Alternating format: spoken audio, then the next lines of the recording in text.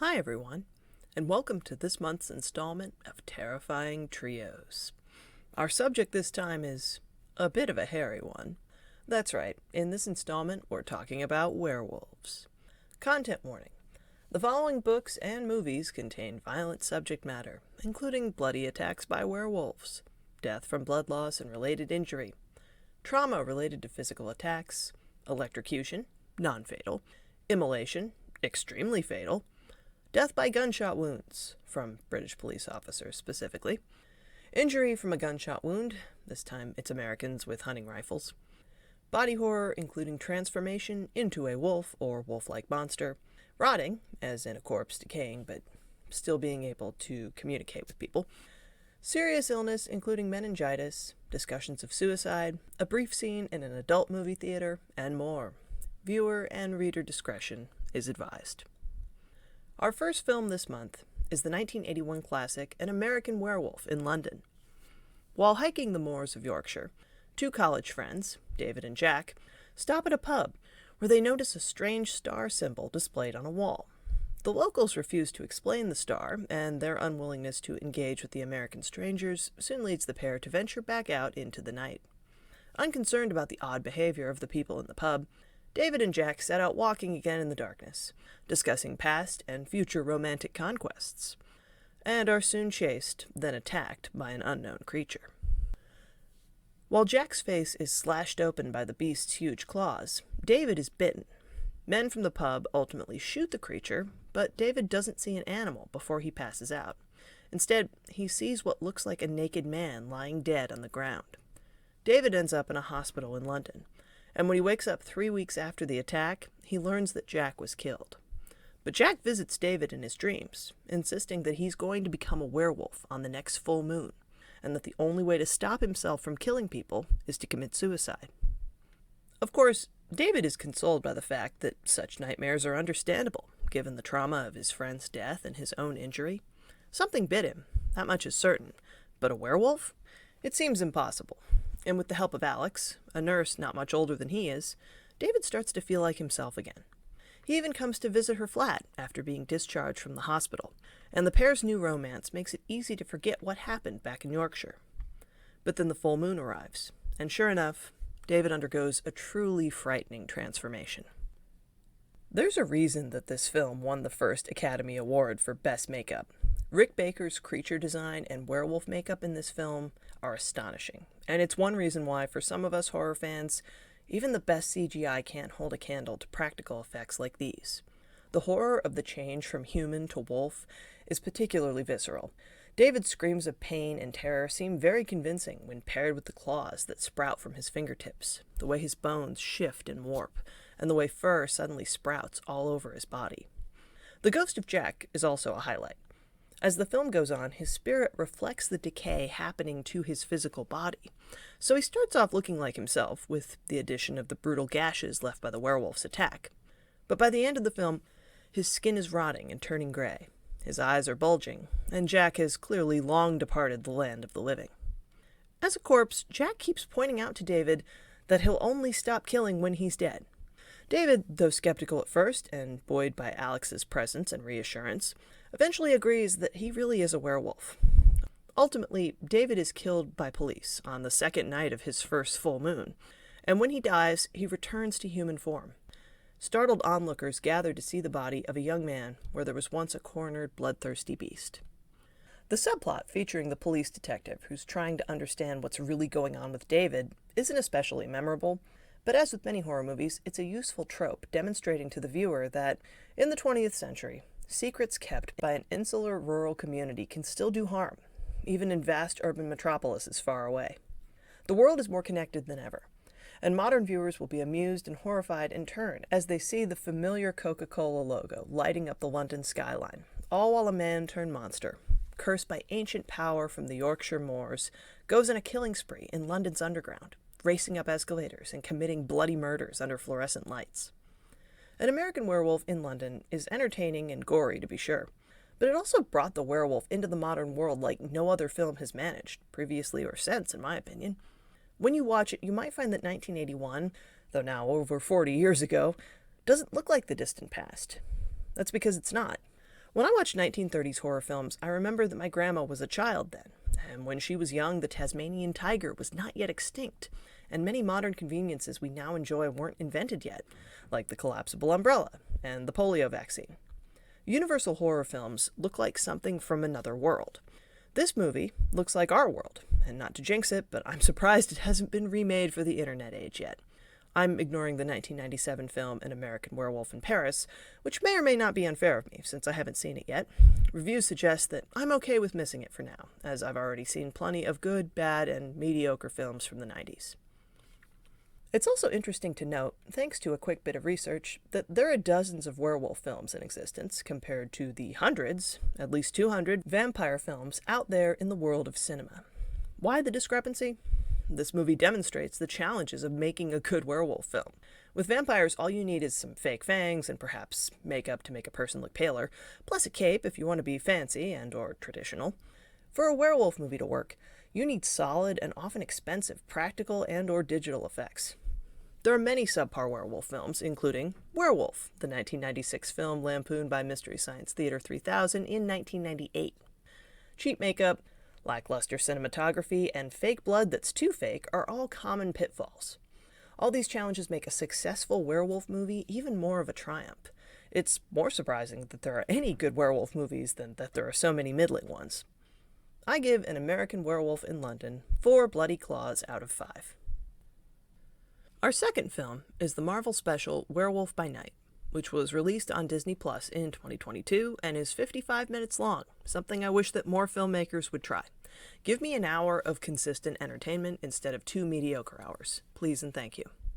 In this almost entirely black and white presentation, we learn that a man named Ulysses Bloodstone has died, though his taxidermied corpse does figure into the plot. 5 experienced monster hunters from around the world have been invited to Bloodstone Manor by his widow to decide who his successor will be. One of these people is Jack Russell. The records of all the hunters are announced as the evening begins, and it turns out that the somewhat unassuming Jack is the deadliest of the bunch. But he faces fierce competition. Elsa Bloodstone, Ulysses' estranged daughter, also joins the group, in spite of her stepmother Verusa's disapproval, given her 20-year absence from the family. Elsa wants to do things differently than her father did, and there's no more powerful tool for a monster hunter than the Bloodstone, the artifact for which the family is named. For most of the film, the Bloodstone is the only thing that appears in color, shining with brilliant shades of red. Verusa, however, allows Elsa to take part in the evening's festivities, mostly because there's a decent chance that she'll die. The ceremony for claiming the Bloodstone is as follows. On the grounds of the manor is a vast maze. Each hunter draws a lot to see who will enter the maze first.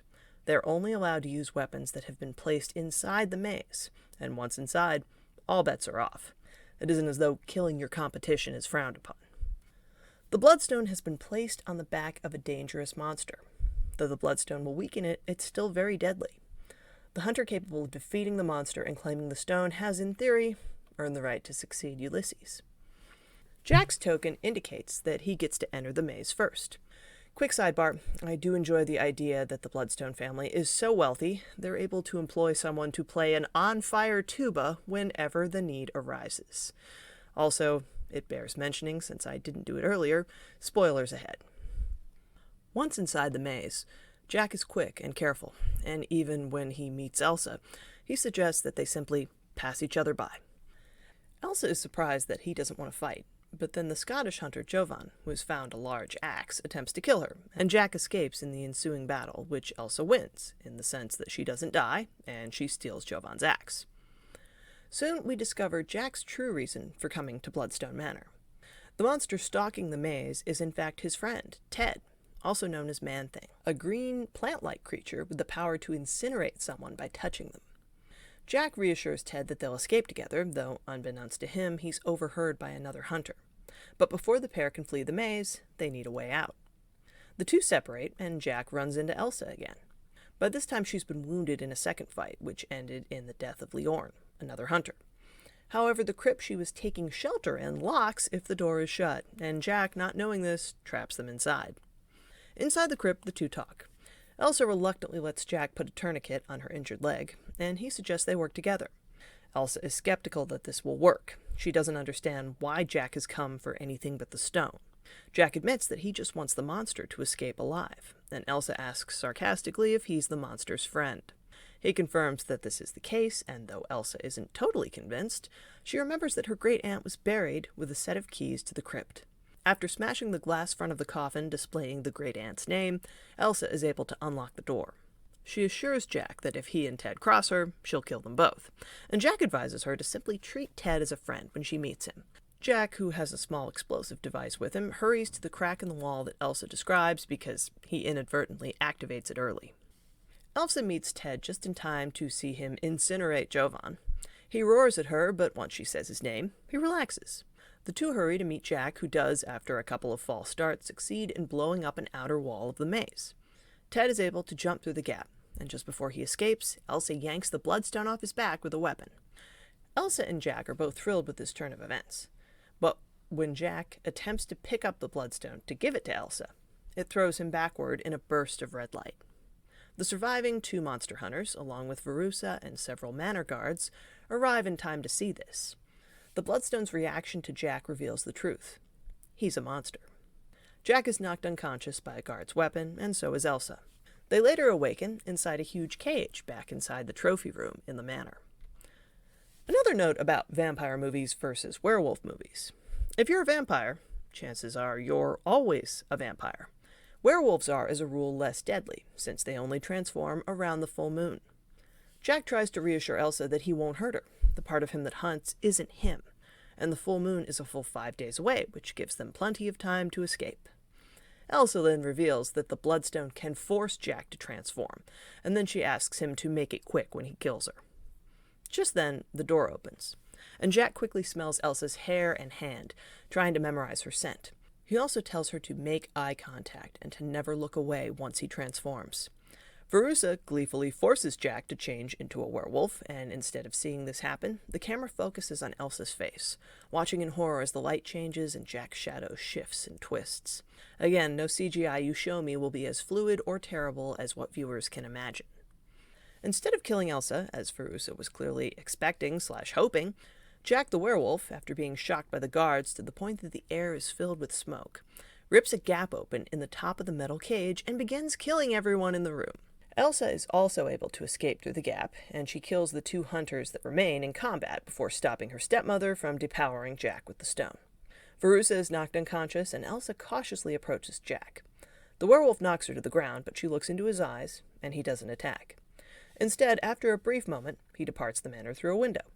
Verussa, now awake, prepares to shoot an exasperated Elsa with a somewhat ridiculous old-timey-looking gun, but then Ted appears and incinerates her.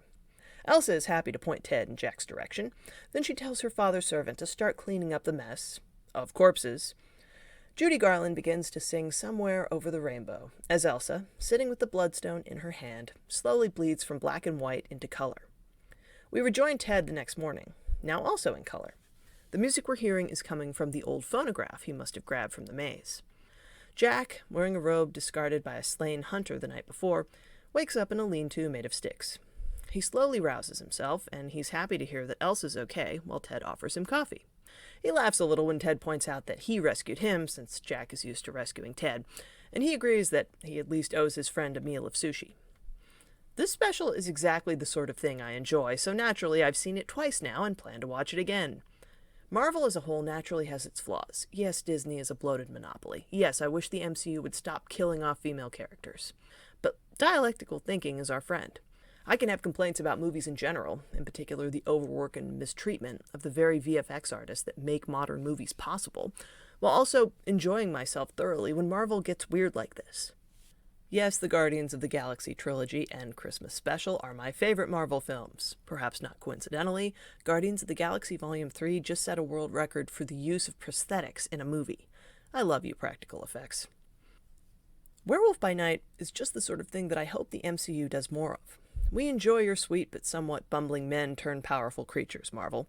Every time someone makes the choice to not go with a super sexualized design for a female character, I'm delighted. Be weird, give us character development and practical effects. And don't worry too much about what phase we're in or what's the overarching connective tissue of the stories you're telling, because many of us don't care and or aren't keeping up anymore anyway. See, I love you, Marvel, but I have notes. I rate this special 2 monsters out of 3, because Jack and Ted are 2 cool monsters, and Ulysses Bloodstone was a sucky human monster. Also, who the heck did he pay to taxidermy his corpse and turn him into a wind-up toy when he died? Ghoulish, but fun. Our book for this month is Shiver by Maggie Stiefvater. The first in a series, The Wolves of Mercy Falls. The novel follows Grace, a high school student who's grown up watching the wolves in the woods outside her Minnesota home. One winter, when she was 11, she was pulled off the swing in her backyard by the local wolf pack. But a single wolf with yellow eyes defended her, saving her life. And now she watches for him every year. Most of the novel takes place 6 years after this wolf attack. Also telling the story here is a boy named Sam. Every summer he's free to live his life, but as the temperature changes and summer turns to fall, he has to be careful. Once it gets cold and stays cold, he transforms into a wolf and won't become human again until the following spring. When he's a wolf, he's not exactly a normal wolf, but he's certainly more animal than human in his thoughts and eating habits. And as he's gotten older, Sam has noticed that the months of humanity he treasures are growing shorter each year. When Grace and Sam meet, there's an instant spark between them, thanks in part to a shared love of reading. Soon, though, summer turns to fall, and the community of Mercy Falls is full of calls to hunt the local wolf pack due to the disappearance of a teenager, Jack Culpepper. While many insist that Jack was killed by the wolves, Sam and Grace soon learn that he's become a werewolf, and so does his sister Isabel, who eventually manages to obtain photos of her brother in both his wolf and human forms. After Sam is shot by a hunter, Grace helps him escape from the hospital. If doctors saw that the bullet wound he sustained had healed so quickly, there would be questions. Sam admits that he's the wolf that Grace remembers from the time she was attacked 6 years prior, and as they fall in love, Grace is determined to keep his secret, but also to help Sam find a way to stay human. It turns out that Beck, the de facto leader of the werewolf pack, is searching for a cure. Beck is older than Sam, and it's clear that soon, the arrival of cold weather will cause him to be stuck in wolf form permanently. This has led to others being turned into werewolves, which is painful, and Sam fears totally irreversible. But then there's the puzzle of Grace. She was attacked, and she's never turned into a wolf. Why? This series focuses mainly on the relationship between Grace and Sam, as well as 2 other teens, Cole and Isabel. Both pairs have to deal with lycanthropy, though, and something this series does really well as far as horror is concerned is body horror. Transforming into a wolf isn't effortless or desirable by any means, and neither is the cure for being a werewolf. In Grace's case, she speculates that having heat stroke as a child seems to have stopped her from changing, though this is just in book 1. To help Jack and Sam, in the first novel in the series, both are infected with a potentially deadly strain of meningitis, the thought being that an almost fatally high fever will burn away the werewolf infection. Since it came out in the wake of Twilight, there are even versions of the novels with very similar covers. Shiver and its sequels are an interesting entry in the fantasy romance boom that took place in YA at the start of this century. In many ways, Grace and Sam seem to be a response to Bella and Edward. The power dynamics aren't so disconcerting since the 2 are both 17. When they become sexually active, they use protection, though this isn't described, it's merely mentioned by Grace. The 2 are clearly in love, but in a way that emphasizes the value of not just physical attraction, but communication and awareness of a partner's past traumas. Cole and Isabel are messier protagonists, which is perfect in a YA series. You can only have so much conflict if all your characters are generally making responsible choices and not occasionally screwing up in hopes of grasping at love, normalcy, or a brief escape from reality. I give this series 3 wolves out of 4, since I've read 3 of the 4 books in the series. Whether it's the full moon or some other force that causes them to transform, werewolves offer a fascinating look at what scares us most. Is it hurting people we care about? Being ostracized by society? Yes, werewolves are frightening and they do kill innocent people, but in many stories they can be seen as a direct stand-in for actual, literal wolves, the villains of so many European fairy tales.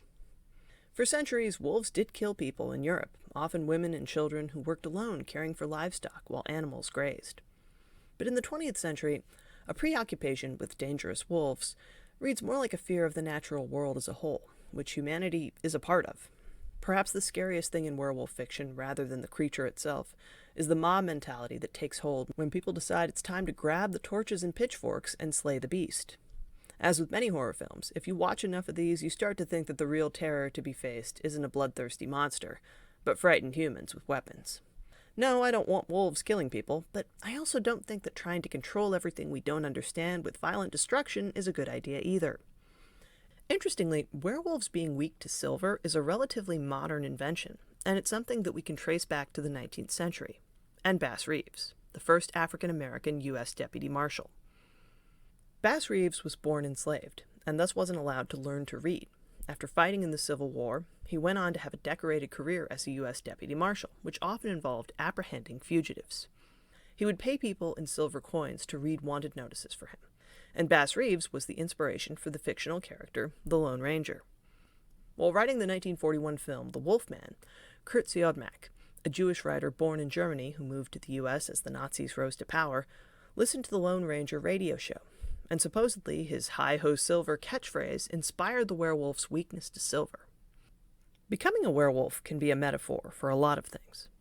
The inevitability of change, the way that much of life is out of our control, especially painful and traumatic experiences that we never see coming, and also the way that outsiders are treated with suspicion in Eurocentric traditions, even when the outsiders in question haven't actually done anything wrong. Existence as the other is in itself enough of a transgression. And while many werewolf tales end in tragedy and death, some, like Werewolf by Night and The Wolves of Mercy Falls, offer endings where the werewolf lives, and humanity just has to accept that we can't control everything. Thanks for listening, and I'll be back again soon with another terrifying trio.